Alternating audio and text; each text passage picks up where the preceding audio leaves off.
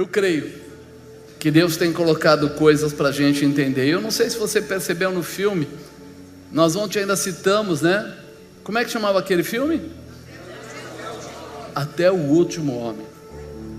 Eu acho que você lembra o princípio daquele filme, quem assistiu, que aquele rapaz, ele teve um problema na família dele, e ele, convertido, fez uma promessa, que ele não ia pôr a mão em arma, mas que ele ia para a guerra. E muitas vezes as pessoas falam assim: mas como alguém vai para a guerra sem pôr a mão em arma? E ele passou por uma porção de situações bastante difíceis. Ele foi mal visto, ele foi judiado. No filme aparece ele apanhando dos amigos, simplesmente porque ele não tinha a visão do matar. Ele só tinha a visão do salvar. E dentro da visão da guerra, parece que o matar é mais forte que o salvar. Parece que o matar é mais, vamos dizer assim, mais buscado, né? E quando nós estivemos em Israel essa última vez, nós ficamos junto com uma pessoa lá que... Estou de olho. Nós ficamos junto lá com um guia. E os guias lá, muitos deles, antes de ser guia, eles são cidadãos. E antes de poder dizer que são só cidadãos, eles começam o exército e só saem dele aos 43 anos. Eles são soldados da reserva constante, treinados constantemente. E aí ele falou assim: olha, para nós entrar no exército não é uma opção, é uma necessidade.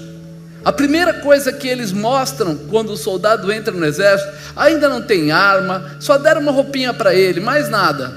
Eles levam ele lá no local, no museu, aonde mostra os campos de concentração, mostra todo o sofrimento que o povo judeu passou, e mostra para eles que o que eles não fizerem, o que eles não realizarem, vai trazer aquela consequência para o povo. A visão deles não é ir para a guerra para matar pessoas, mas é para defender pessoas. E aí eu fiquei muito atento a isso. O pastor Marcelo estava junto, o pastor Rodrigo, o pastor Henrique, e a gente ficou ali ouvindo a explicação da diferença de quem vai para uma guerra para defender e de quem vai para uma guerra para atacar. Quem vai para uma guerra para defender, ele procura proteger. Ele jamais expõe alguém ou coloca alguém na frente da batalha simplesmente por colocar, mas ele nunca deixa que a batalha alcance o povo, toque nas pessoas. Se ele precisar, ele morre, para que não morra ninguém que é um civil, ou uma pessoa que não tem nada a ver, ou até uma outra pessoa ali. E aí você começa a entender por que é que o exército de Israel é o exército mais preparado do mundo. Não é mais preparado na América do Sul, na América Central, na América do Norte, do mundo. É o exército mais preparado do mundo. Por quê? Porque eles aprendem desde cedo o risco, o perigo de deixar que entre pessoas que possam fazer mal para a própria população que eles defendem. É uma visão totalmente antagônica a tudo aquilo que a gente aprende de poder, de guerrilha, de matar, de investir contra, de explodir a bomba lá, não importa se é criança ou se é adulto. Eles têm todo um cuidado para isso, para que não haja nada que possa vir e trazer consequências que possam ser prejudiciais. Com isso, eles atendem dois princípios. O primeiro é o princípio humano, da proteção, da defesa, daquele que está pronto para dar a sua vida para proteger o outro. E o segundo de Deus, amar ao próximo como a ti mesmo. E muitas vezes isso para as pessoas não dá para entender, mas é assim que eles se mantêm. Foi assim que eles ganharam na guerra dos 6 dias, foi assim que eles estão mantendo até hoje aquela nação em pé, mesmo diante de grandes povos e grandes situações que se levantam contra eles. Eles estão dentro, no centro da vontade de Deus, e isso é algo fantástico. Por isso, quando a gente olha no começo do filme, a gente vê um rapaz que se dispõe a ir para a guerra, mas não levar a arma. Ele vai levar salvação, ele vai levar ajuda, Ele quer estar lá para ajudar quem for ferido, para tirar as pessoas.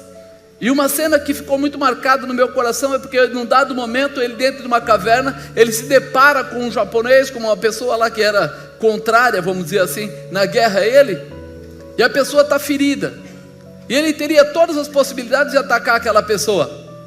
Ao invés disso, ele vai lá, pega uma gaze, um pano, coloca na mão daquele soldado do inimigo dele, coloca lá, manda ele segurar, vai lá, pega uma injeção para dor e coloca a morfina nele, para que ele pudesse continuar resistindo da maneira dele.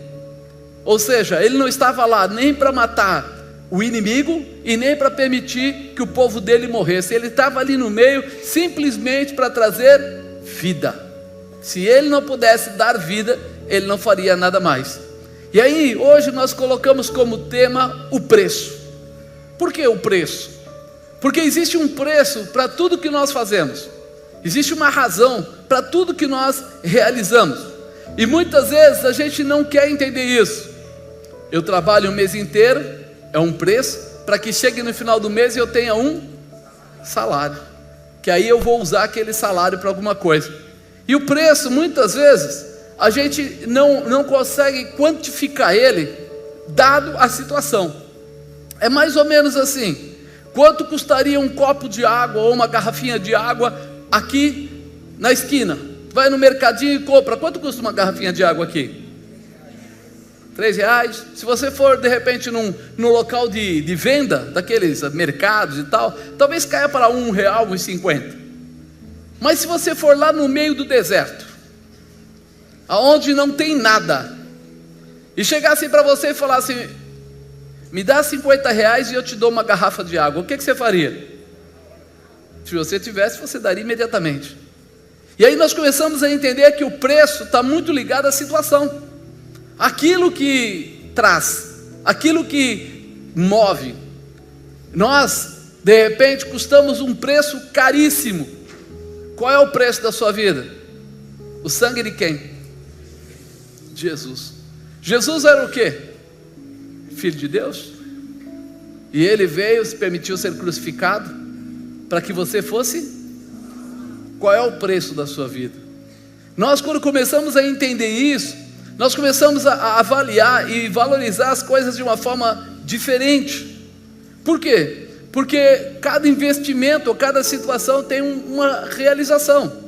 Jesus queria povoar o céu, queria trazer salvação para as pessoas, e ele tinha que pagar um preço, que para nós era um preço, para ele era um investimento.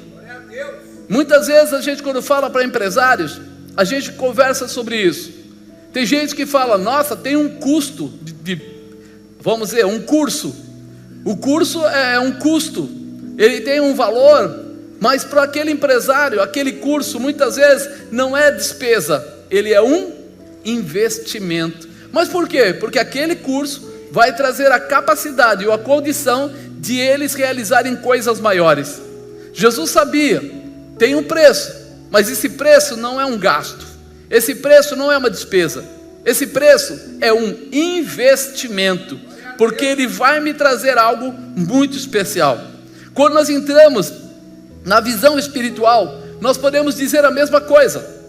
Nós podemos avaliar do mesmo jeito. Tem gente que diz assim: ser crente é muito pesado, é muito custoso. Ser crente, né, é difícil. E eu acredito que ser crente, ser cristão, é apenas um investimento. Porque quando eu me comporto como um cristão, eu recebo a condição, não apenas de hoje, mas da vida eterna. Eu começo a receber galardões, e os galardões vão me diferenciar no céu. Eu começo a ter algo chamado de intimidade com Deus, e a minha intimidade com Deus faz com que eu realize coisas tremendas. E aí eu começo a perceber a diferença de preço e de investimento, de sofrimento e de realização, de coisas que vêm e muitas vezes parece pesado, parece ruim, mas na verdade é muito bom. Quando muitas vezes você vai fazer uma faculdade, um curso, E você vai e faz aquele curso. Enquanto você está fazendo, se você conversar com a maior parte dos que fizeram, ele fala: nossa, eu não conseguia nem jantar, nossa, eu fazia isso, eu chegava tarde, eu não descansava, eu dormia mal. Mas lá na frente você descobre que ele se tornou um grande profissional e que ele usou todo o aprendizado dele para coisas maiores. Aquele preço, aquele investimento que ele fez, trouxe a ele uma grande realização. E nós, como cristãos, precisamos entender que muitas vezes as pessoas, o diabo principalmente, ele costuma dizer assim: não vale a pena, que trabalho é esse, que é isso, você não vai ter felicidade. Mas você já reparou quantas pessoas achavam que ia ter felicidade e se tornaram dependentes químicos e não conseguiram voltar atrás? Ficaram como dependentes químicos, estão por aí, muitas vezes com a família destruída. Quantas pessoas entraram nos romances pessoais e depois de algum tempo descobriram que aquilo era apenas momentâneo, e o tempo passou e ele não se estabeleceu. Alguns piores ainda, acabaram adquirindo algum tipo de doença como AIDS e outras coisas. E aí você fala assim: valeu a pena? Valeu o preço? E aí ele vai dizer: realmente não, era um investimento furado. Nós precisamos entender que o diabo sempre vai tentar colocar para nós que todo investimento ou todo preço pago pelas coisas de Deus é pesado demais, é muito difícil. Mas se nós prestarmos atenção, nós vamos começar a entender que não é um prejuízo, é uma realização. Quando eu olho aqui em 2 Coríntios capítulo 4, 2 Coríntios capítulo 4, versículo 8 em diante, para ser mais objetivo, é interessante. Ele fala assim: em tudo somos, acharam já?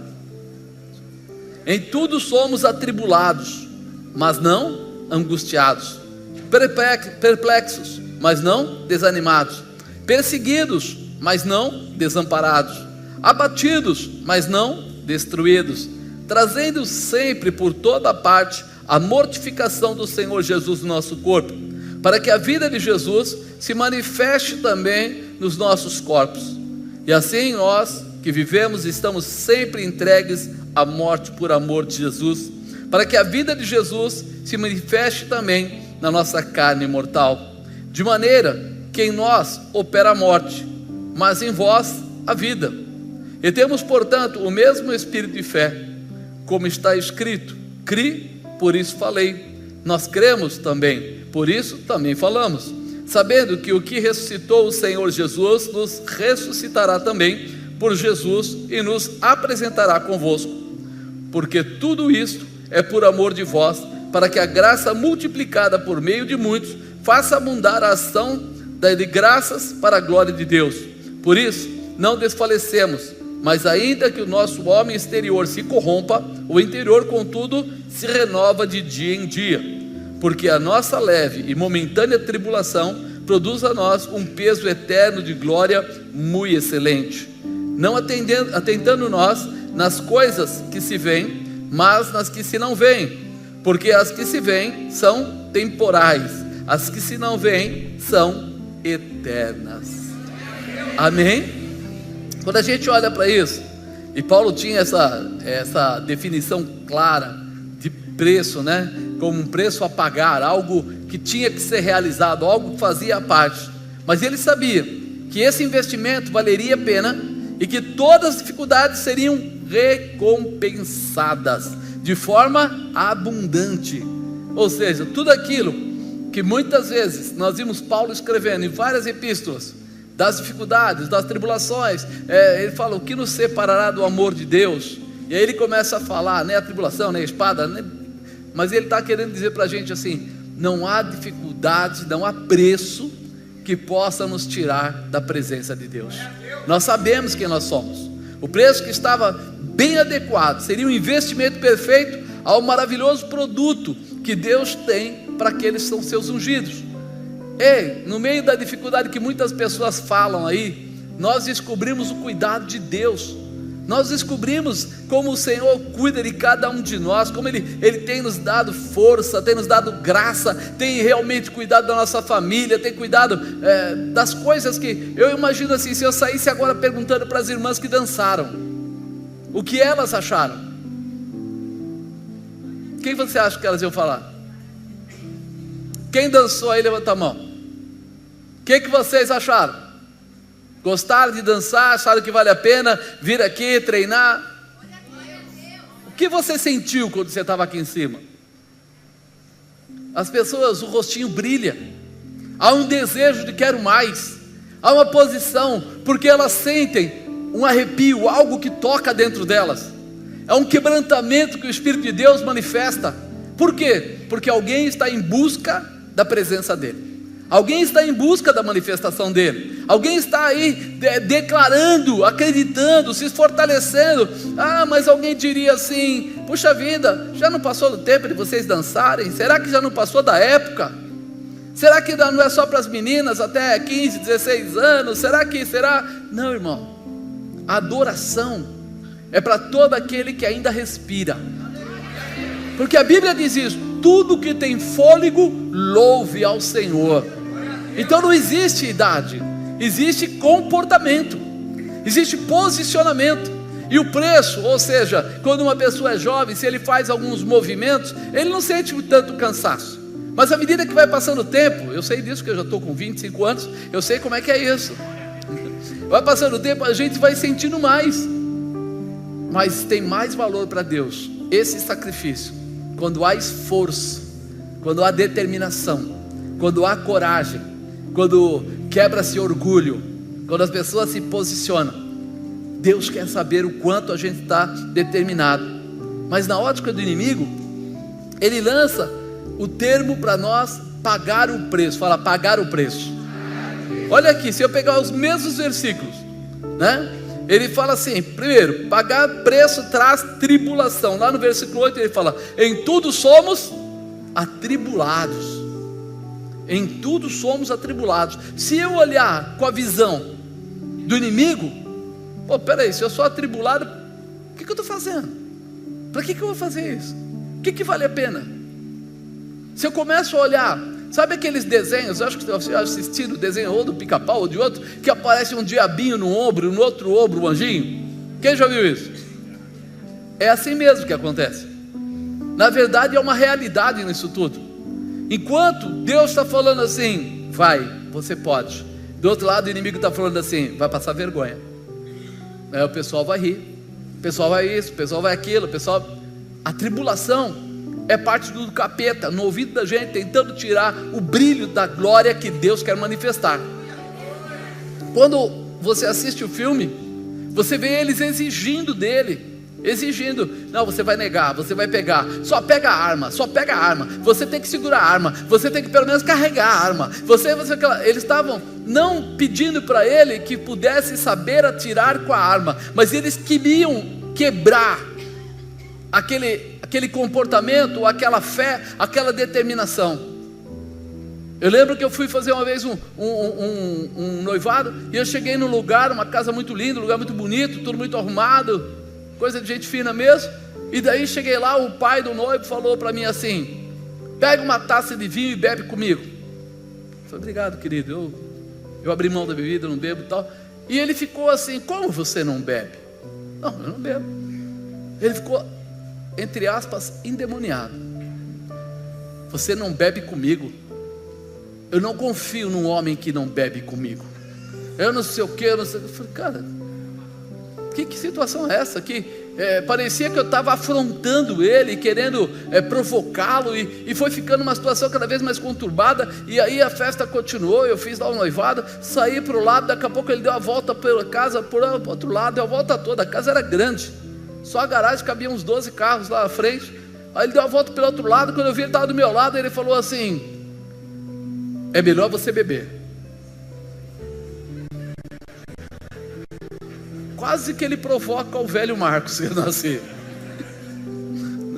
Ele tomar o vinho e o copo, mas eu falei, não querido, não, acontece, eu não bebo mais, tal. Aí ele chamou alguns parentes dele lá, tal, tudo advogado, os caras lá. Aí ele pegou e falou assim: então pelo menos pega o copo para tirar fotografia com a gente. Amado, não vou pegar copo nenhum, não vou tirar fotografia nenhuma. Ah, vai. Falei, não vou.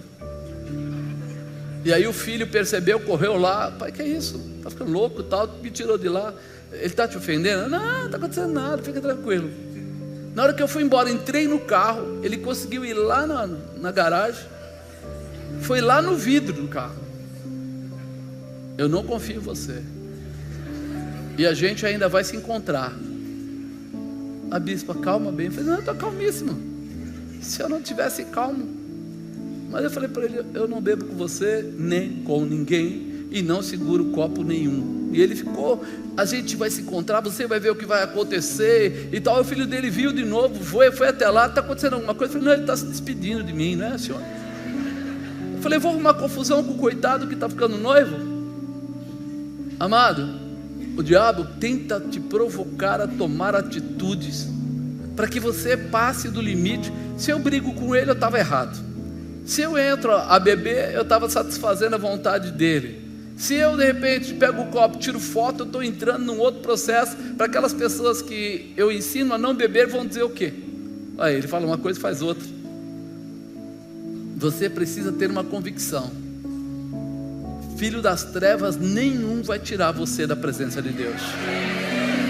Quanto custa isso? Custa que você vai ter que baixar sua bola, que você vai ter que reconhecer que existe um Deus e que você é humilde o suficiente para ficar na tua posição sem responder à altura.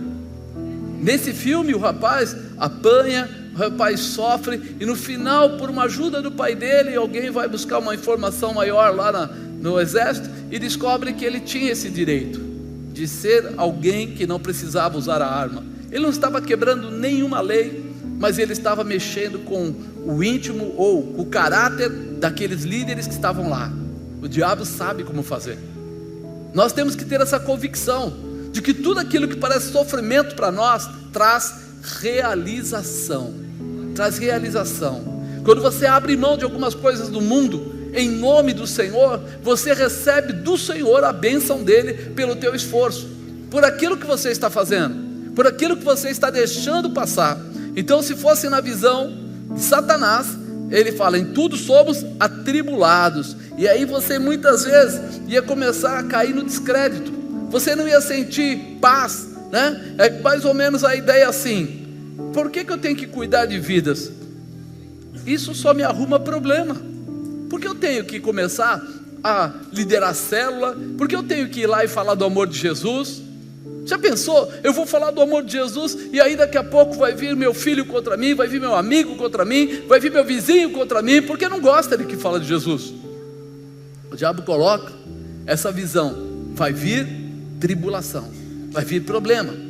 Segundo, porque pagar preço traz indecisão e insegurança. Olha o que ele fala ainda no 8: em tudo somos, ele vai lá no final e fala, perplexos. Ele coloca uma situação de desânimo, de desistência, de vontade de entregar as situações adversas. O diabo coloca: não vai não, cara, você vai acabar tendo problemas.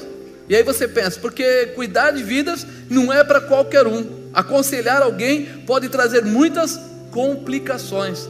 Você acredita que todo mundo que eu aconselho ouve a minha voz? Não.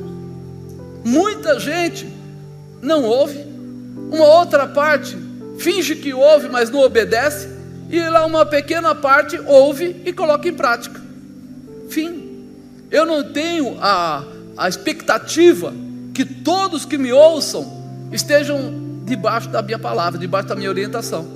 Mas eu tenho a expectativa que eu coloco mais uma semente naquela terra, que em algum momento haverá um regar, em algum momento ali vai crescer e vai se tornar uma árvore frondosa e vai dar frutos. Por quê? Porque você é a parte que faz sem ter dúvida. Então não tenho que ter esse pensamento. Terceiro, pagar preço traz perseguição. Lá no versículo 9 fala sobre ser perseguido. Fala perseguidos. Nós brasileiros Graças a Deus não experimentamos essa palavra em toda a sua intensidade. Por quê? Porque no Brasil está começando agora sinais de perseguição. Está começando agora alguém poder ser preso se não fizer um casamento de gay. Alguém de repente ter problema se falar, ou se fizer um som mais alto, se aquilo. Está começando agora, mas se você for de repente lá para a China, se você for para alguns outros países aí, você vai descobrir que esse pessoal está sendo morto.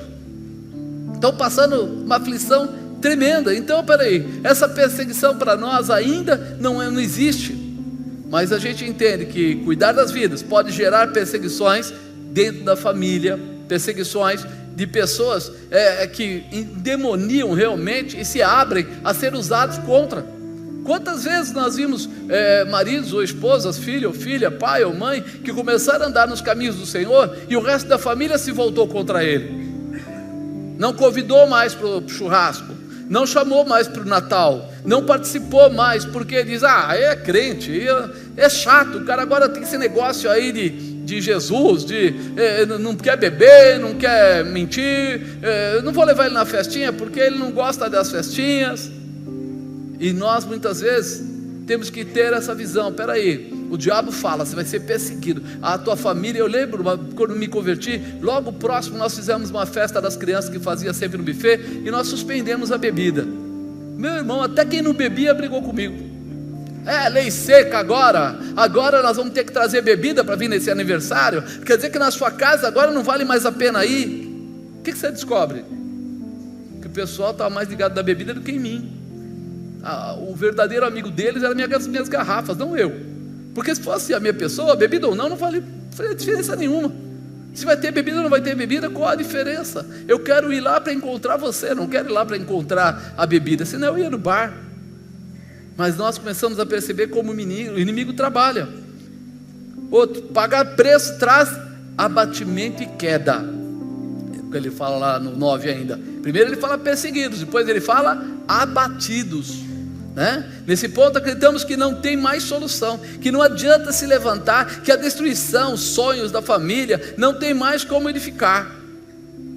Pensando assim, porque cuidar de vidas é muito desgastante e sobrecarrega o dia. Com isso não consigo cuidar da minha família, não consigo cuidar das minhas coisas. Vocês já ouviram essas frases? Não dá não, irmão, desculpa, para mim não dá para ir para a igreja, porque senão eu não consigo sair com a minha família. Ele vem na igreja um dia por semana, na verdade 3 horas por semana, e ele diz que ele não consegue mais sair com a família por causa da igreja. Quantas horas tem por dia? Quantos dias tem a semana? 24 vezes 7, 144, alguma coisa assim. Aí você fala assim, de 144 horas, 3, 6, 9, 12 horas mais ou menos é a igreja. As outras 100 e tantas, ele não consegue enxergar, ele só consegue enxergar problema naquelas horas. Olha como o diabo consegue distorcer a mente das pessoas. Ele não consegue enxergar o filho ou a filha participando aí da dança, ou participando da banda, ou participando com os amiguinhos lá na escolinha, participando da palavra. Ele não consegue ter amigos simplesmente que não querem fazer coisas desse tipo. Ele vê como um problema. E nós percebemos como o diabo trabalha. Outro, pagar preço nos entrega à morte. Lá no 11 ele fala, e assim nós que vivemos estamos sempre entregues à morte por amor de Jesus. Ele fala o fim de tudo, não adianta mais, não consigo, não tem mais jeito. Aí ele fala, porque cuidar de vidas tira todo o tempo, não vale a pena. Tem muita gente ingrata por aí, isso não é para mim. Ele acaba acreditando que é um tempo jogado fora, que as pessoas vão cobrá-lo, que é melhor andar lá fora com o pecado, andar lá fora com a mentira, andar lá fora com o engano, andar lá fora com a prostituição, andar lá fora com o adultério, do que tentar se posicionar para viver uma vida abundante na presença de Deus. Porque ele ouve o diabo cobrando ele. Ele ouve. Eu lembro que quando eu estava me convertendo, logo no começo, as pessoas, meus amigos, ligavam para a bispa para perguntar que doença eu tinha pegado, ou pego. Qual era a doença? Aí ela falava, como assim? Não, ele não quer mais beber, ele não quer mais andar com a gente, então ele deve estar com algum problema. O que foi que ele fez? Ele vai morrer. Agora que eu tinha descoberto a vida, eles estavam perguntando se eu ia morrer. Agora que, vamos dizer assim, eu fiz uma campanha, Deus tinha me curado lá do problema de destino e tal, as pessoas estavam preocupadas se eu ia morrer, mas quando eu estava morrendo, ninguém enxergava a minha morte. Quando eu estava cheio de problemas, com enfermidade, com uma porção de dificuldades, o pessoal dizia para mim assim, é difícil, mas é assim mesmo, viu, mas é assim mesmo, todo mundo tem problema. Aí a hora que começa a inverter o quadro, as pessoas vão perguntar para ela se eu estava com alguma doença e se eu ia morrer. Então comece a entender a visão do inferno e a visão da palavra e da verdade de Deus. É uma coisa totalmente diferente. A ótica de Deus para nós, a morte de cruz nos traz outra realidade. Diga, a morte de cruz nos traz outra realidade, né? A realidade da riqueza e servir, de pagar o preço, é amor, junto a Jesus, que traz vida para cada um resistir, para perseverar até o fim, não importa como, até o fim. Isso nos enche de tão grande esperança, que nós somos contagiados por esse amor de forma explosiva. A gente fala assim, nossa, como é que pode alguém olhar na cruz, ver o sacrifício, ver alguém morrendo e acreditar, eu preciso entrar nessa dimensão, eu preciso perseverar nessa dimensão, eu preciso andar nessa dimensão, porque haverá cura, libertação, restauração, transformação, porque haverá um novo tempo para minha casa, para minha família e para todos aqueles que estiverem à minha volta. Muda a concepção, né? Toda vez que a gente se sente cheio, essa unção transborda, e quando essa unção transborda de nós, quem estiver à nossa volta recebe esses respingos, recebe esse derramar. Quem está próximo acaba olhando. É por isso que muitas vezes, quando você se converte de verdade, alguém pergunta para você, nossa, você está diferente, cara, o que está acontecendo? Você está estranho, você está falando de um jeito, você não falava assim. Por que ele entra nessa visão? Porque ele percebe que você já não é mais o mesmo. Você começa a perceber que tem uma força que é inédita, que é diferente, que é forte mesmo. Ela te tira das coisas comuns para te colocar nas coisas sobrenaturais. E aí muda toda a tua configuração. Por isso, quando a gente fala, vamos ver pela ótica de Deus, ele fala, pagar o preço causa tribulação. Ele fala, em tudo somos atribulados, mas não angustiados, né? Não angustiados. A tribulação vem, mas você tem a capacidade de vencer toda tribulação. Você tem a condição de ir além, de entender. Você consegue viver o pouco juntamente com Deus, e aquele pouco, na prosperidade do Senhor, se torna muito. Ele traz o que é necessário para que você veja e receba o melhor. Deus não me deixa angustiado. Paulo entendeu que a morte de cruz foi o maior preço a ser pago. Jesus já fez o resto por nós. Ele entendeu. Espera aí, eu posso ser atribulado? Sim, mas não vou ser angustiado. Perplexo, mas não desanimado. E eu estou entendendo, tem uma manifestação de Deus aí que me dá força para passar no meio dessas tribulações e sair do outro lado. Pagar o preço causa perplexidade. Em tudo somos atribulados, mas não angustiados, perplexos, mas não desanimados. A gente às vezes vê o movimento, mas sabe, o Senhor é meu pastor e nada me faltará. Sabe, esse Deus está lutando por mim. Jesus nos ajuda a não desanimar, assim vencendo a indecisão e a insegurança no avivamento do nosso espírito. Ele traz a certeza, isso gera em nós, através da palavra, coragem de ir adiante, de vencer e de conquistar. A gente começa a acreditar, sabe, se eu olho com os olhos carnais, eu vejo uma pessoa que está fazendo coisa errada, droga, roubo, etc, etc, eu falo assim, não tem jeito para aquela pessoa. Mas quando eu olho com os olhos do Senhor, muda o enfoque. Aí eu passo a ter o olho do que é. Eu acredito que o Espírito de Deus vai entrar naquela pessoa e vai quebrantar o coração dela e vai mudar. Não haverá o que possa, seja, apesar de eu estar perplexo por tudo que eu estou vendo, a autoridade de Deus trará a manifestação de realização. Mudará essa história, mas vai me dar coragem para pregar. Quem teria coragem de entrar nos valados para falar com pessoas desse tipo, pessoas que estão voltadas para comportamentos perigosos.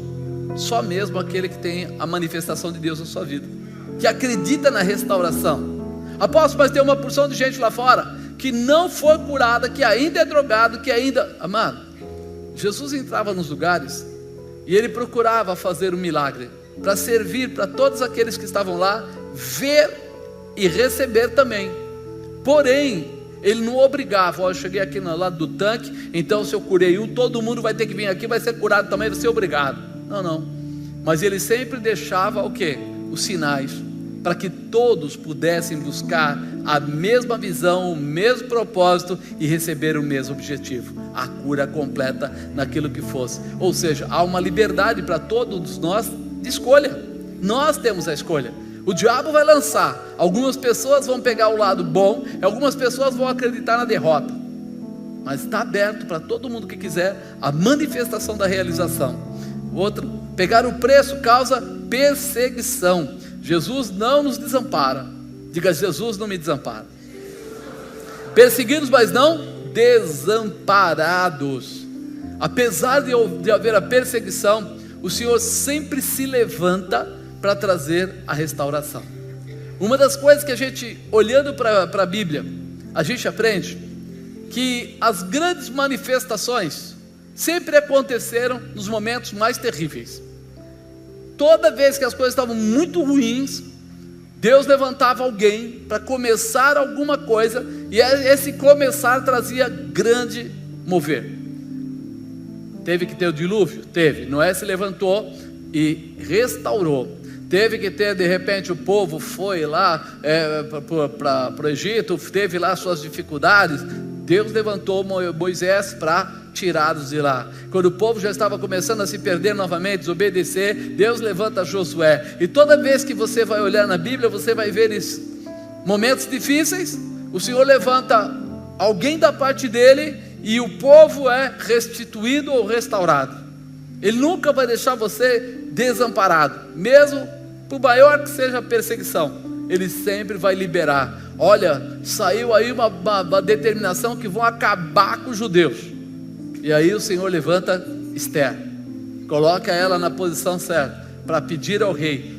E aí o rei muda a história, e o povo que era para morrer acabou se fortalecendo mais ainda, e o povo judeu se estabeleceu em ordem, poder e autoridade. A cada vez que você vai olhando para a palavra de Deus, você vai vendo isso, você vai percebendo que na pior situação, Deus levanta homens e estabelece poder para restauração, para restituição. Nós estamos vivendo um tempo complicado nos Estados Unidos. Deus levantou lá o Trump. O pessoal fala: mas o Trump, ele não sei o que, não sei o que, não sei o que. O vice dele, o que é? Você consegue entender? Nas piores situações, Deus não perde a chance. Ele levanta homens de Deus para entrar no lugar e colocar a mão. As pessoas às vezes pensam em brigas pessoais. Mas ele, mas eu, mas eu, mas ele. Se nós parássemos um pouco com essa, vamos dizer assim, com essa meninice, e começássemos a pensar: como é que está o reino espiritual na terra? Como é que está a manifestação do diabo na terra? O que está fazendo com os seres humanos, que são a criação de Deus? A gente ia entender que Deus se levanta sim para fazer alguma coisa quando o seu povo está sendo destruído. É difícil a gente entender isso? Mas preste atenção e você vai perceber que também todos os anos de guerra, todos os anos que aconteceram, sempre houve primeiro uma situação bastante difícil, e em seguida Deus levantava alguém para fazer alguma coisa. Deus está se movendo por sua causa, né? A perseguição, ela pode existir, mas você nunca vai ser desamparado. A alegria de salvar vidas nos traz proteção. Deus não desampara aqueles que buscam fervorosamente a realização da salvação de vidas para Cristo. Ele te ajuda a resistir a toda ação das trevas. Toda vez que você coloca as coisas de Deus em primeiro lugar, Deus se levanta para defender você. Toda vez, você começou a colocar, ouviu a voz, identificou, está seguindo, vou salvar, vou fazer. Você pode até pensar que a casa vai cair, mas o Senhor está lá e Ele vai restaurar, e Ele vai voltar, Ele vai restabelecer, e Ele vai prosperar de uma forma abundante. Outro, pagar preço causa abatimento. Deus não permite que sejamos destruídos. A dificuldade vem, vem, sim, vem. Mas destruídos, Ele fala, não, perseguidos, mas não desamparados, abatidos, mas não destruídos. Quando achamos que não vale a pena porque tira o tempo da minha família, ou porque alguém foi ingrato no momento em que tentamos ajudar outros, nós entramos aonde? Na ingratidão. Ela sempre nos abate e achamos que não vale a pena tentar buscar por outras vidas. Ele nos desanima a tentar continuar. Mas eu já fiz isso, não deu certo, eu estou aqui lutando para Deus abençoar, mas as coisas não estão bem, eu vou parar. Não pare, porque Deus vai mostrar a glória dele através da tua perseverança, da tua continuidade. Aquele que perseverar até o fim receberá a coroa da vida. Jesus não foi destruído, Ele foi a pedra angular. Jesus traz edificação, traz maturidade e crescimento. Mesmo que o inimigo tente te parar, o Senhor te fortalece para ir além. Ele sempre te fortalece. Eles achavam, não, nós vamos perseguir os apóstolos e vamos acabar. Primeiro acabamos com Jesus, agora nós vamos perseguir os apóstolos, vão acabar. E a igreja de Cristo ia se multiplicando. O crescimento dela não era aritmético, era geométrico. Ele ia se multiplicando, se multiplicando, se multiplicando. E hoje tem milhões e milhões de cristãos esparramados por toda a terra, por todos os lugares piores tem cristão, por causa dessa manifestação. Ele fala assim, entregues à morte, sim, a morte do seu eu, para que dentro de nós haja vida em Cristo. Quando ele fala entregues à morte, ele não está falando que vão colocar você simplesmente para que alguém mate. Ele está dizendo assim, melhor é que eu diminua e ele cresça. Ele está dizendo assim, se eu morri, a partir de agora, quem vive em mim não sou mais eu, mas Cristo vive em mim. E essa manifestação muda todas as coisas, né? Dentro de nós tem que haver o quê? A vida em Cristo, haja salvação, haja vida, realização. Por isso, Jesus venceu a morte e ressuscitou. Ele ressuscitou para nos dar essa chave, para transferir esta autoridade. O nome de Jesus tem poder. É no nome dele que você determina liberação, libertação, restauração. O diabo não respeita. No nome do São Marcos, não. No nome da Maria, não. Ele não respeita. Mas quando você tiver que expulsar um demônio, fale no nome de Jesus. E ele fala, opa, esse nome tem poder. Esse nome tem poder. Então eu preciso entender que a morte do eu trouxe a vida de Jesus em mim. E por isso eu recebo esta autoridade sobre a minha vida. Porque quando ele manifesta a autoridade dele em mim, então eu posso fazer o que ele fez. Ele disse isso, que ele tinha feito coisas grandes, mas ele declarou, vós fareis coisas ainda maiores.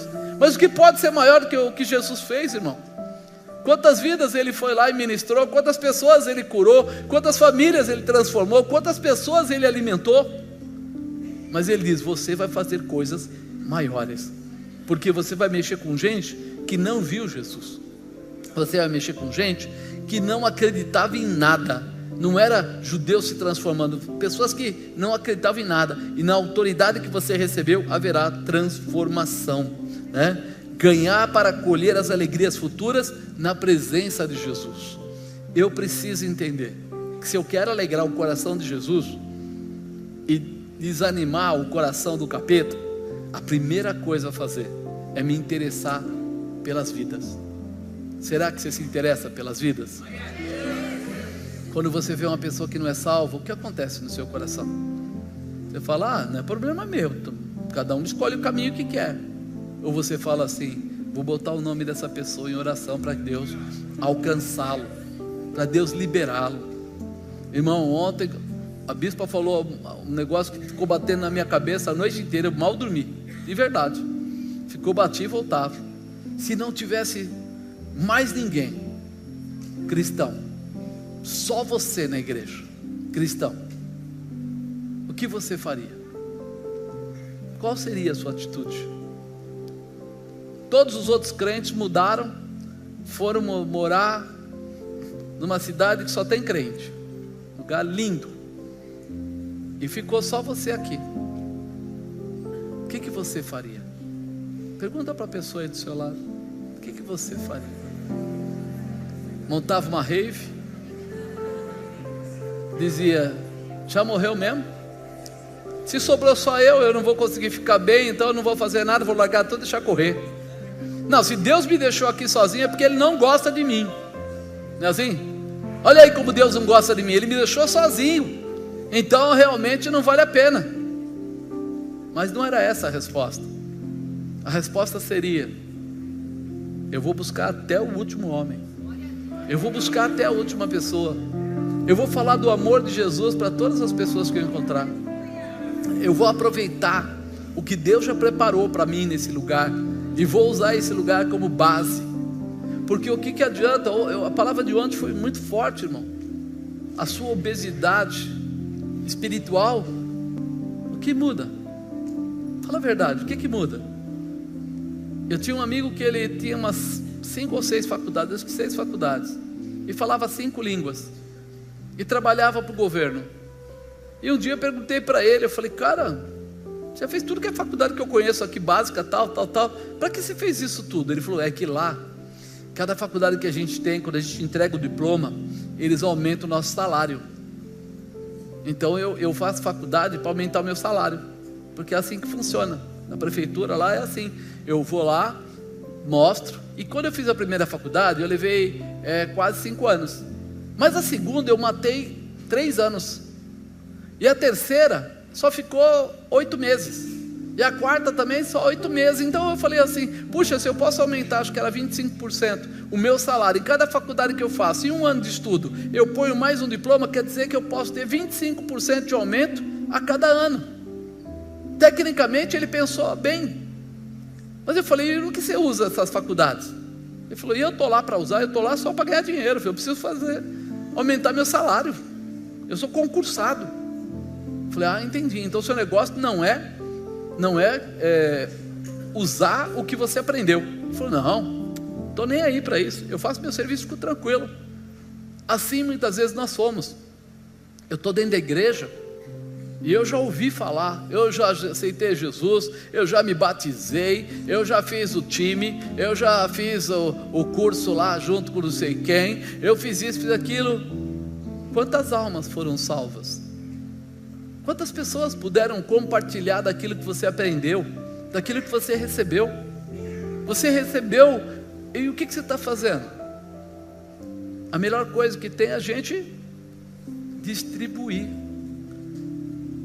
Eu tinha um amigo que ele era professor de faculdade, e a gente era colega de escritório, né? Ele dirigia uma área lá, eu dirigia uma outra área na época. E eu falei para ele, Roberto, por que você foi dar aula? Você ganha o que com isso? É pouco, cara. Ele falou, eu não fui dar aula pelo que eu ganho, eu fui dar aula pelo que eu aprendo. Aí na época eu fiquei mais complicado a minha cabeça ainda. Peraí, você foi dar aula e está feliz pelo que você aprende, mas você está lá para ensinar e não para aprender. Ele falou, toda vez que eu ensino, as perguntas que fazem, me fazem pensar e eu aprendo. Eu vou lá e busco informação para dar para aqueles alunos, e eles são todos de um nível já de faculdade, ou seja, já está no nível de empresa e tal. E ele falou, eles me provocam certas coisas que às vezes eu levo 2, 3 dias estudando para voltar e responder para eles. Só que eu percebo que eu estou muito mais capacitado que antes fazendo isso. E aí você começa a pensar um pouco. E quando você se dispõe a falar do amor de Cristo para as pessoas, e as pessoas vão te fazer perguntas, e tem horas que você vai ter que pensar bem, peraí, Deus faz, Deus pode, Deus realiza, Deus manifesta, Deus me dá essa graça porque eu preciso ir lá e falar daquilo que essa pessoa precisa ouvir. Eu preciso ir lá e liberar a vida dela de todas as amarras que o inimigo tem colocado. E muitas vezes eu estou comendo, e eu não estou ensinando a ninguém. Estou me enchendo tanto, mas não estou dando nada. E o nosso grande, vamos dizer, realizador é quando eu recebo, e a Bíblia diz: dai de graça o que recebeste de graça. Você recebeu a salvação? Sim ou não? E você tem dado a salvação? Você recebeu autoridade através do nome de Jesus? E você tem compartilhado da autoridade? Sabe por quê, irmãos? Porque às vezes nós queremos ajudar as pessoas naquilo que é tipo, vamos dar um alimento? É bom, todo mundo precisa comer e faz isso. Mas eu vou dizer para você que tem gente aí de outras religiões que fazem isso muito melhor que nós. Mas eles, por outro lado, não conseguem dar o que você poderia dar e você não está dando. Eles podem melhorar a qualidade deles ou dar o alimento, mas entregar Jesus ou ensinar as pessoas a receberem a Jesus, você pode, você tem, eles não têm. E aí nós precisamos entender esse mistério, que eles naquilo que confiam fazem o melhor. E é por isso que a Bíblia diz: os filhos das trevas são mais prudentes que os filhos da luz. Sabe por quê? Porque naquilo que eles acreditam, eles vivem poderosamente. E nós, naquilo que nós acreditamos, por que a gente não vive poderosamente? Por que a gente não coloca objetivos? Esse ano eu vou salvar uma pessoa a cada 2 meses. Eu vou objetivar. Eu vou procurar um amigo meu. Eu vou procurar uma pessoa que precise. Eu vou pedir a Deus e Ele vai colocar. A bispa sempre fala isso. Ela ora, quando a gente viaja, vai para um lugar, ela fala: Senhor, prepara a cena. E é incrível, alguém cai no nosso colo do caminho, alguma coisa acontece, alguém aparece, quando a gente menos espera, nós estamos ministrando uma pessoa, ou uma família, trabalhando por eles, porque Deus, Ele pode confiar em você? Sim ou não? Se Ele pode confiar em você, e Ele está mostrando a você, que tem alguém que precisa ouvir a sua voz, qual é a sua parte? Fala. Então eu preciso ultrapassar o limite, eu preciso ir além. O preço, ele parece ser para perda, mas na verdade o preço é o nosso grande ganho, é a razão do nosso, vamos dizer, nossa busca. Porque quando nós estamos lá falando que estamos pagando o preço, alguém paga o preço sem receber produto? Você vai lá, vai na padaria, toma R$20, o cara pega os R$20, o que você quer? Qual a função disso? Você está pagando o preço, mas não está levando pão, não está levando leite. Se você está entregando alguma coisa para pagar, é porque você quer levar alguma coisa, é porque há um objetivo nisso. E de repente Deus está falando para você: se você se conduzir dentro da minha palavra, debaixo da minha orientação, então eu posso dar a você, não só as vidas, mas tudo que for necessário para que essas vidas sejam abençoadas. Você será uma tremenda ferramenta. Nossa, eu queria ter aí uma escola de profetas. Queria falar para as pessoas do amor de Deus e tal e tal e tal. Mas se você não gosta de gente, como é que você vai fazer isso? A Bíblia diz: se for fiel no pouco, no muito te colocarei. Mas se você não quer nenhum, como é que você vai querer uma centena? Nós estamos vivendo ao tempo do marketing, né? Daquilo que a gente vê na televisão e fala: nossa, como eu queria isso. Nossa, como eu queria um carro que fosse assim, assim, assim, assim. Aí o cara vem te dar o carro, quando você sai com ele, ele faz 2 km por litro. Você fala: rapaz, ninguém me deu posto de gasolina. Mas espera aí, você não imaginava que quando você comprasse um carro daquele porte, viria junto o consumo? É assim que nós estamos. Nós queremos ver as manifestações de Deus. Deus fala: se levanta, porque eu coloco na sua mão. Eu te dou essa capacitação, eu te dou essa autoridade, eu trago os jovens para falar com você, eu multiplico. Mas o que é que você vai fazer mesmo? Senhor, me leva, eu quero ser usado, Senhor, me coloca lá no Japão, eu quero fazer uma grande obra naquele lugar. O que Deus vai falar para você? Você não faz nem aqui, meu irmão, vai querer fazer no Japão? Faz aqui mesmo. Se for fiel no pouco, no muito te coloco. Vai lá, faz aqui. Se você não se interessa nem por esse amigo teu que está do teu lado, você vai se interessar por uma pessoa que talvez você tenha até medo dele, que ele tenha comportamentos árabes lá, né? Comportamentos aí difíceis de lidar. Aí você fala, não confio, tenho medo, como é que vai ser? E muitas vezes a gente não entende isso. Eu gostei uma vez que eu tinha um amigo que ele cismou, daí ele falou assim, eu vou evangelizar, vou entrar no meio do povo muçulmano. E eu falei, cara, você tem certeza? Tenho. Primeira coisa que ele fez, mudou ali perto daquela igreja que tem aqui no Jardim do Mar. Alugou ali uma casa. Segunda coisa que ele fez, ele foi conhecer como é que era a casa dessas pessoas. Então ele mudou toda a mobília dele, arrancou tudo, não tem mais sofá, não tem isso, não tem aquilo. Terceiro, uma vez a mulher dele fazia um curso de alimentos que eram relacionados àquele que o pessoal gostava. Quarto, mudou a sua roupa, sua vestimenta. E depois de mais ou menos 2, 3 anos, ele começou a buscar evangelizar essas pessoas, conversar com elas, entrar no meio delas, ficar com elas. E quando eles chegavam na casa dele e olhavam a casa dele, se sentiam totalmente à vontade. E ele começou a fazer um trabalho e chegou a ter na casa dele 30, 40 pessoas. Aí você fala, como ele conseguiu fazer isso? Ele matou o eu e deixou vir agora os hábitos deles, os comportamentos deles, mas não perdeu o objetivo. Meu objetivo é falar do amor de Jesus. Então eu preciso estar muito parecido com eles, porque eu não vou assustar, não vou atrapalhar, não vou bloquear, não vou impedir. Fez curso para falar a língua, entendeu? Nós estamos falando, Deus nos dá, e Deus está falando, eu te dou, vem. Aí você fala, tá bom, vou ficar aqui esperando. Até quando? Até quando nós vamos esperar para poder começar a tomar uma ação? Até quando nós vamos entender que o preço para nós não é problema? Porque o preço que a gente chama de preço, para nós é apenas treinamento para pagarmos, ou para exigirmos, ou para realizarmos as coisas grandes que Deus quer nos dar. Nós precisamos entender isso. Olha o que ele fala no versículo 10: trazendo sempre por toda parte mortificação do Senhor Jesus no nosso corpo, para que a vitória de Jesus se manifeste também no nosso corpo. Assim nós que vivemos estamos sempre entregues à morte por amor de Jesus, para que a vida de Jesus se manifeste também na nossa carne mortal. Ele fala assim, eu vou anular os meus conhecimentos. Você lembra, esse sujeito, Paulo, antes de mais nada ele foi um centurião, ele foi soldado romano. Antes de mais nada ele falava mais de uma língua, ele tinha dupla nacionalidade.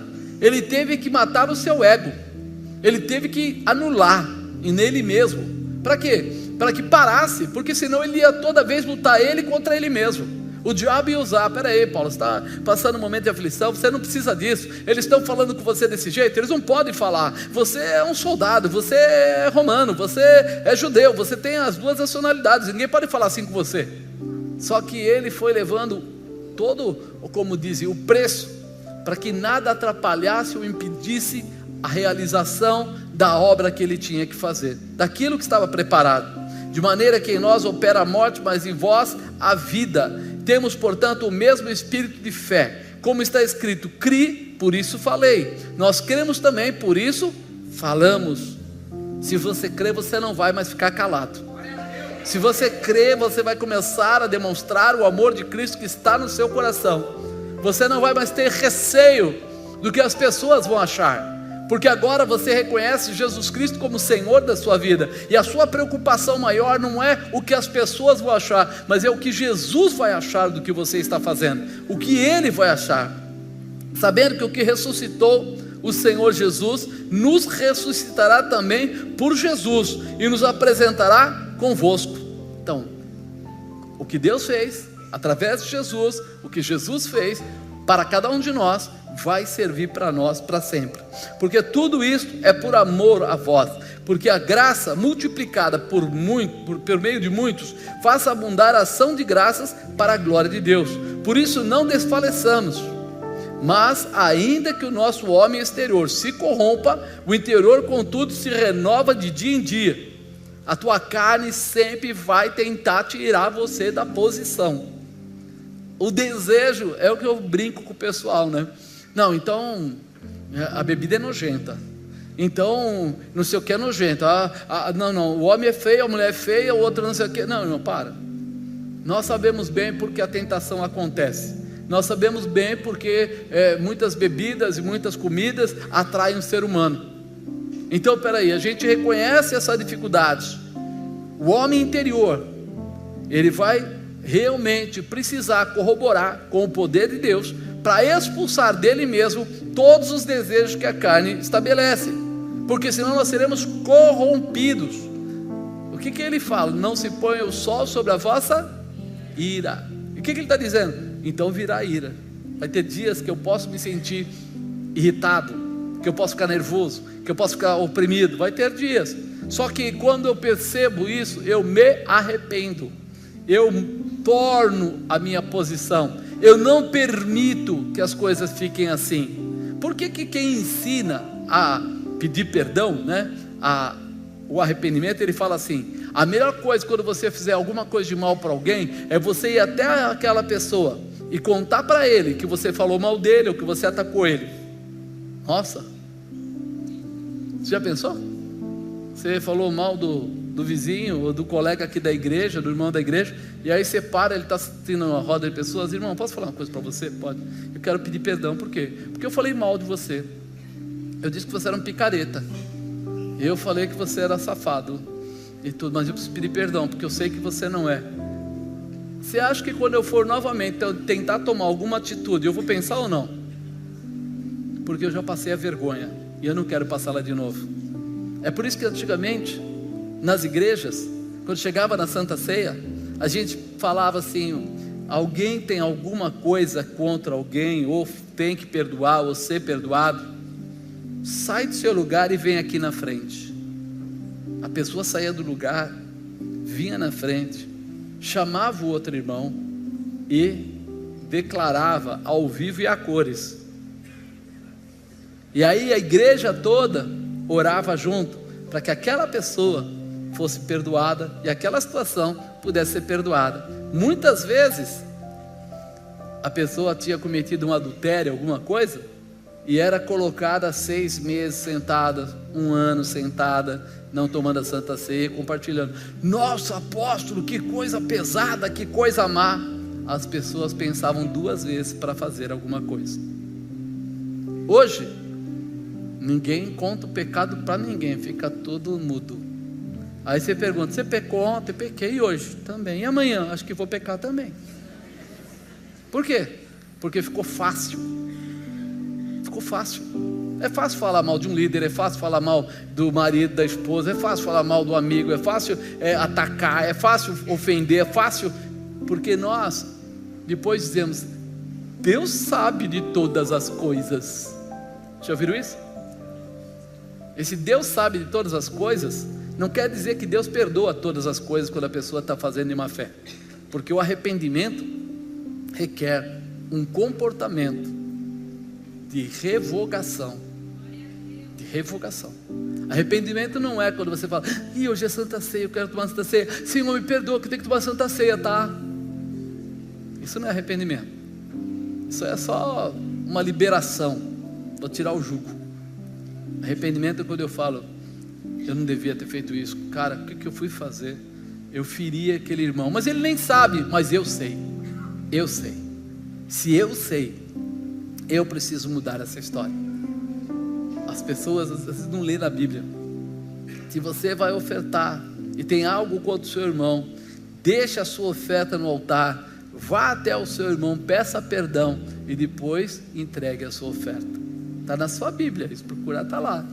E aí de repente o pessoal hoje está pulando essas coisas, está perdendo a possibilidade. Por isso não desfalecemos, mas ainda que o nosso homem exterior se corrompa, o interior contudo se renova de dia em dia, porque a nossa leve e momentânea tribulação produz em nós um peso eterno de glória muito excelente.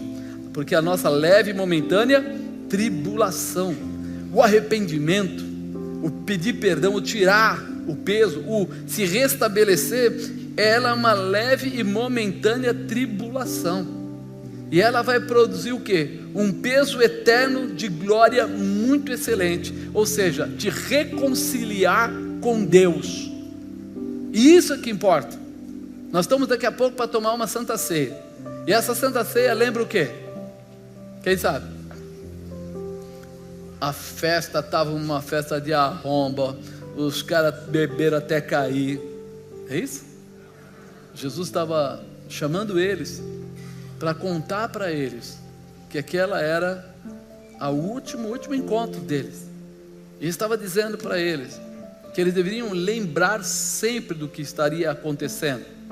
Por isso, ele coloca como uma tipologia, uma simbologia, o pão e o vinho. Ele começa a dar aí uma conotação de que? Corpo e sangue. Ele começa a dizer que aquele que não tem parte com ele, não toma Santa Ceia, mas aquele que tem parte com ele, passa isso para dentro dele. E aí quando ele está dizendo isso, ele está querendo dizer assim: olha, eu não posso estar ao lado de vocês, eu tenho que estar dentro de vocês, eu tenho que entrar de uma maneira tão profunda, que eu não vou entrar simplesmente no bolso, eu não vou entrar de repente em alguma sacolinha, não, eu vou entrar dentro do seu estômago, eu vou entrar, e todo alimento que entra no nosso organismo, ele se transforma em sangue, aquele sangue que corre por todo o corpo, levando energia e oxigênio a tudo, para que haja vida. Então ele começa a mostrar que a Santa Ceia é Jesus dentro de nós, trazendo a transformação para uma vida eterna, uma vida de alegria, de paz, de realização, ou seja, quebrando essa tribulação que parece ser tão grande, ela se torna pequena. Por quê? Porque na terra se pode viver 100 anos, mas com Cristo, com Deus, nós estamos fadados a morrer nunca, vida eterna, para sempre. Então aí ele fala, essa tribulação parece grande, mas na verdade ela não é grande, ela é pequena. As pessoas às vezes colocam um sofrimento, e a gente começa a conversar sobre isso, e de repente passa. A pessoa está desempregada, ficou 2 anos desempregada, passou super apertado, praticamente não tinha comida, precisou comer de uma ajuda que deram. Aqueles 2 anos foram os anos muito difíceis, tal.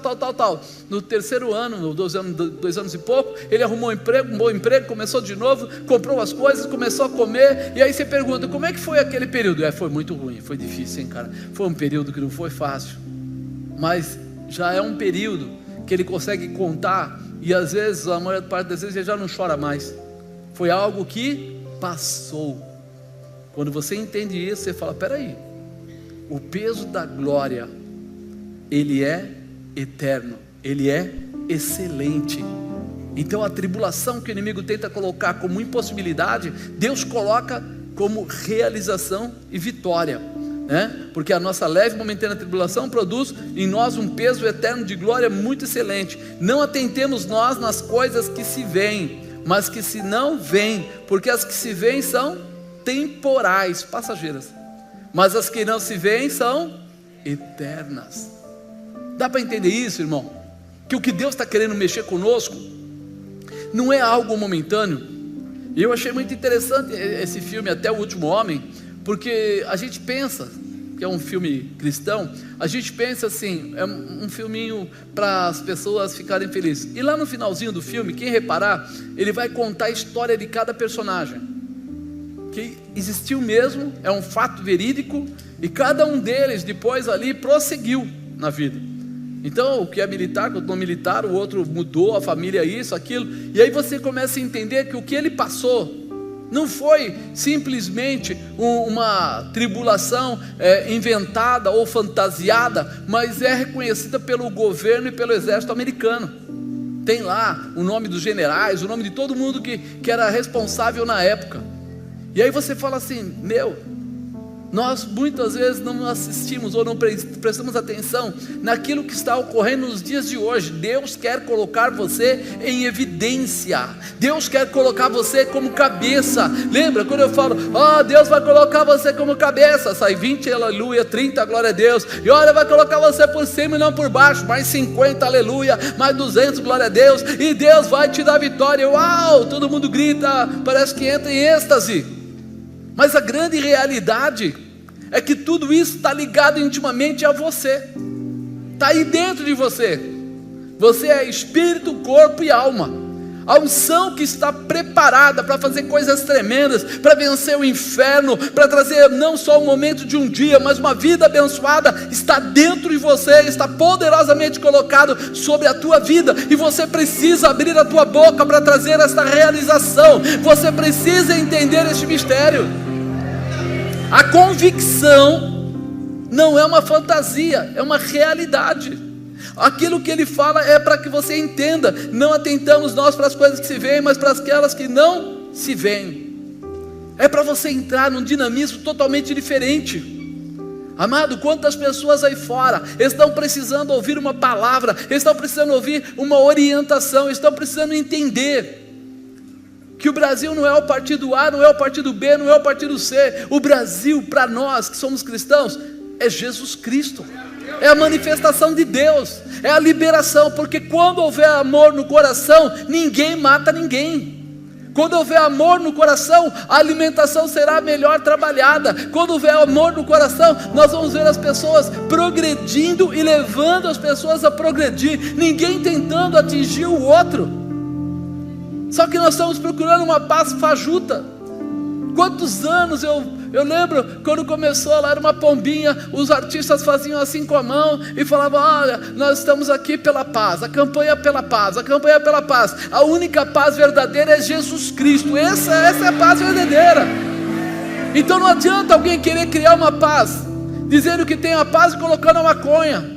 Não adianta alguém criar uma paz, dizendo que tem uma paz e dizendo que a visão deles é a outra, é isso e aquilo. Nós precisamos entrar numa dimensão maior, chama-se salvação, libertação, restauração, transformação, através da manifestação de Cristo. E nós somos a igreja de Cristo nessa região. Ou nós abrimos o nosso coração e mudamos, e entendemos que esse preço para nós é barato demais.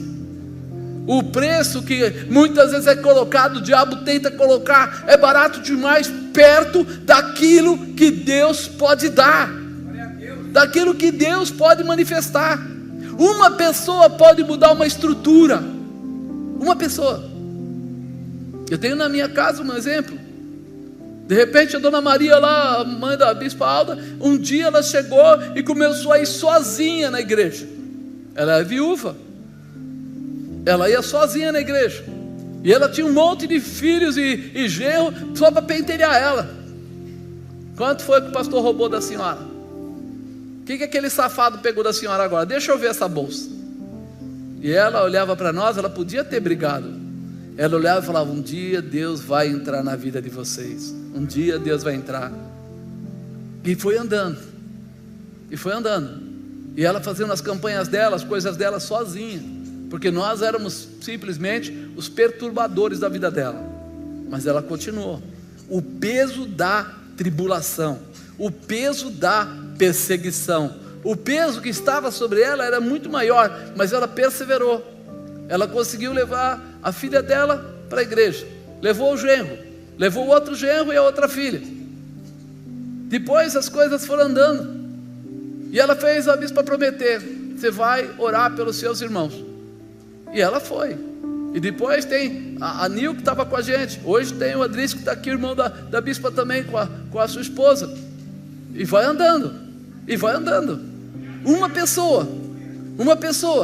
Não era culta, ela não tinha faculdade, mas ela tinha Jesus Cristo. Ela tinha a manifestação de Deus. Ela talvez não soubesse explicar para mim toda a Bíblia, mas ela sabia falar para Jesus quem era eu. Ela talvez não soubesse me explicar nada, mas ela olhava e falava: Jesus, tem misericórdia desse sujeito. E quando ela falava, ele ouvia. Será que você está falando para Deus de alguém? Será que você está acrescentando nas suas orações as pessoas? Ou você ainda está naquela assim? Porque eu achava isso. Quando eu era novo, eu achava que igreja era coisa para velho. É verdade, porque eu era católico. Então na minha visão, quem gostava de igreja eram os velhinhos. Não tem mais nada para fazer na vida, vai morrer mesmo, vai para a igreja. Desculpa a honestidade, eu pensava assim. E aí eu achava assim: não é meu tempo, quando eu ficar velho é que eu vou para a igreja. Só que depois que a gente foi conhecendo a palavra de Deus, nós fomos descobrindo uma coisa muito interessante, que se ao homem é dado morrer uma vez só, depois disso segue o juízo, quantas pessoas morreram antes de chegar à velhice? E se eles pensaram que nem eu, foi para onde? Para o inferno.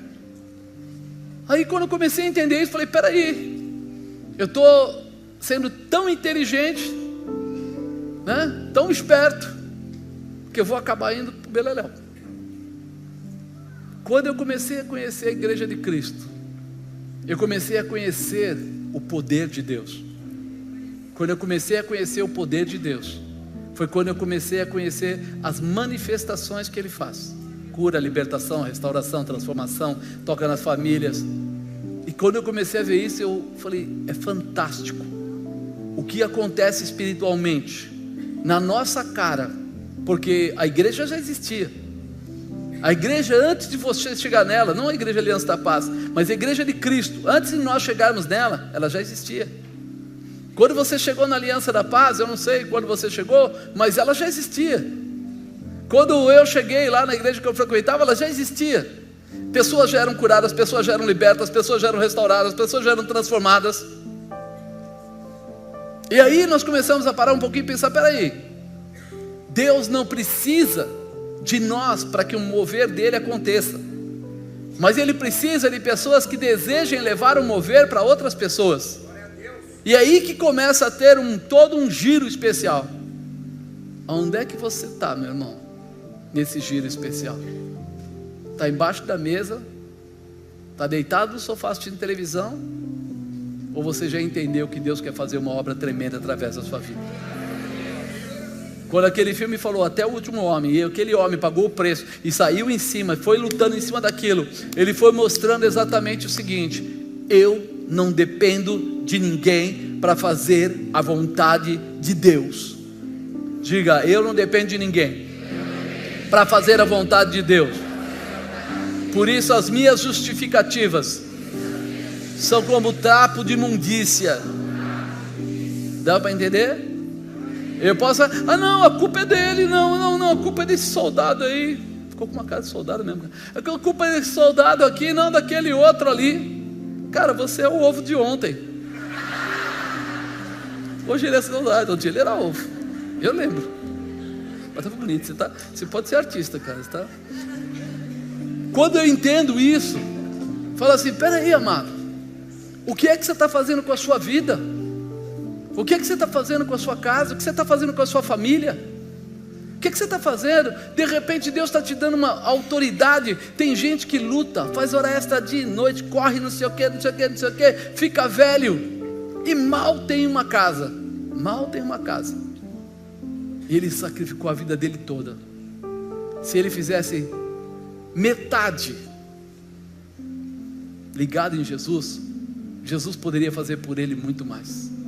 Poderia mostrar a ele até mesmo coisas físicas que viriam sobre ele, coisas que aconteceriam. Eu cheguei numa igreja muito grande lá em Dallas, e eu falei, uau, que tamanho, cara, mas isso aqui é a sala das crianças. A igreja Aliança da Paz é só a sala das crianças de uma parte da idade, não é todas as salas, só uma parte. Tem umas 3 dessas daqui para falar da sala das crianças. Aí eu olhei e falei, nossa, como é que esses caras juntaram dinheiro para comprar esse lugar? Falou, o pastor fez um trabalho, porque o rapaz estava com problema com o filho, e o filho ficou muito doente, desenganado, ia morrer. O pastor foi lá, orou uma vez, orou 2, orou 3, orou algumas vezes lá, foi curado. Aí o pai ficou muito feliz. O pai ficou tão feliz que comprou esse terreno e deu para a igreja. Comprou e deu. Não deu carnê, não, comprou e deu. Porque ficou muito feliz que o filho dele foi curado. O que Deus precisa para fazer ou para mudar a vida de alguém? Se tão somente Ele se agradar de nós, nós comeremos o inimigo como se come o pão. Foi o que Josué e Caleb falaram, quando aquele povo todo disse assim, não, nós vamos morrer, nós vamos morrer, nós vamos morrer. Eles falaram, para, segura a onda aí, fecha a boca. Se tão somente Deus se agradar de nós, Ele vai pegar o inimigo e vai nos dar como pão, e nós comeremos eles assim, ó. E foi assim. Eles ganharam a guerra de uma forma muito tranquila, uma forma dirigida, objetiva. Por quê? Porque Deus se agradou deles. Será que Deus está se agradando de nós?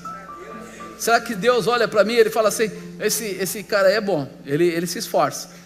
Você não precisa ser o supra-sumo, você não precisa ser o super-homem, mas será que você está se disponibilizando? Será que quando chegam os teus amigos na escola, você consegue falar? É tão engraçado, porque eu vejo assim na escola, às vezes o pessoal traz bobagem no celular, fala coisa que não deve, bebida escondida na mochila e tal, e todo mundo aceita calado. Mas aí falar para você, fala do amor de Jesus para alguém, que é isso, está louco? Não está louco para trazer a cachaça na escola, não está louco para mostrar pornografia, não está louco para fazer isso, mas para de repente falar do amor de Jesus, está louco? Presta atenção, quantas vezes nós deixamos para trás aquilo que Deus nos deu para fazer? Quantas vezes? Apóstolo, mas eu penso que é fácil ir na casa do fulano, do ciclano. Eu lembro quando o irmão Ismael, não sei se ele está por aí, mas quando está lá, quando ele falou assim: o senhor vai na minha casa, muito tempo atrás, ele ainda estava se convertendo ali, né? Se reconvertendo, porque o pai dele já era convertido. Ele falou: você vai na minha casa, só que a Márcia, minha esposa, ela não gosta de crente. Eu falei: como é que o cara me convida para ir na casa dele, se a mulher dele não gosta de crente? E eu era o pastor. Mas aí eu pensei numa coisa, falei: eu vou na sua casa comer uma pizza. Passei naquela padaria que tem aí na rua, comprei a pizza, comprei a Coca-Cola, falei: até endemoniado, não importa quem seja, gosta de Coca-Cola e de pizza. Se trouxer a bacana, às vezes não gosta, mas Coca-Cola gosta. Aí levei, cheguei lá com a sacolinha, aí entrei, aí ele: que bom que vocês vieram, eu e a bispa, aí nós entramos e tal. Não, eu falei que a gente ia comer a pizza, eu trouxe a pizza, aí já o pessoal te olha. É um chupim, mas é um chupim legal. Trouxe a pizza, tal. Aí sentamos, conversamos, tal, aquela coisa toda, fomos falando. Estava chegando a hora de ir embora, e eu falei: eu vou deixar a vontade deles. Quando estava saindo, aí a Márcia falou assim: peraí, você não é pastor? Pensei, a resposta deve ser sim ou não? Falei: sou sim. Ela falou: e como é que você é pastor e vai embora e não vai fazer uma oração? Ismael está aí. Não foi assim? Aí eu falei: você quer que eu ore? Se o senhor é pastor, veio aqui em casa e vai sair sem fazer oração? Eu falei: não, se você não quiser, eu não oro. Não, eu quero. Tem certeza que você quer? Quer muito? Quero. Eu vou orar. Aí eu pude orar, pude falar de Jesus, tudo em paz, porque estava todo mundo já de bucho cheio, tranquilo. Coca-Colation, todo mundo tomou a coca, está todo mundo certo. Aí você fala: amado, falar de Jesus não é difícil, só depende de você. Como você vai falar de Jesus? Deus prepara a cena e prepara o momento, e você tem que ser light. Eu não chego na casa de ninguém e falo assim: escuta aí, ó, se você não recebe Jesus, vai morrer, desgraçado. Você nunca vai ver eu falar isso para as pessoas, porque eu acredito que receber a Jesus é uma escolha. É ou não é? Ninguém tem a obrigação de receber a Jesus. Nem Jesus falou para o pessoal: se não me receber, eu vou mandar meu anjo, vai cortar o seu pescoço. Não falou nada disso. Ele disse que veio para os que estavam perdidos, os pecadores. Mas ele veio, mas ele deu liberdade. Alguns o receberam, alguns, não todos. Então peraí, a nossa parte é falar do amor de Jesus, deixando as pessoas com desejo de quero mais. Quero mais. Eu quero mais de Jesus. Me dá esse Jesus aí que eu quero mais. Quero mais esse poder, quero mais essa realização. Agora, se você mesmo já nem chega lá para isso, se você mesmo já chega lá com medo, com dúvida, não vai acontecer. A partir de hoje, você vai fazer o tal do exercício que a bispa pediu, porque esse exercício vai começar a tirar de você os excessos e vai preparar você para ser uma pessoa forte espiritualmente. Então você vai encontrar as pessoas, vai falar do amor de Jesus, sim, vai contar o seu testemunho, não o meu, o seu. Você vai contar o que Jesus fez na sua vida. Pode ser pequenininho, não precisa fazer, mas vai contar. O filho vai ouvir o pai vai ouvir o filho. Porque você vai chegar para o seu filho e falar assim: olha, eu vou contar para você o que está acontecendo. Eu comecei assim, não acreditava muito, filho. Mas, não, pai. Cara, ouve o que o papai está falando. Algum dia você me viu fazer coisa errada? Algum dia você me viu fazer coisas que não devia? Eu vi, mas a partir daquele dia eu não fiz mais, não é?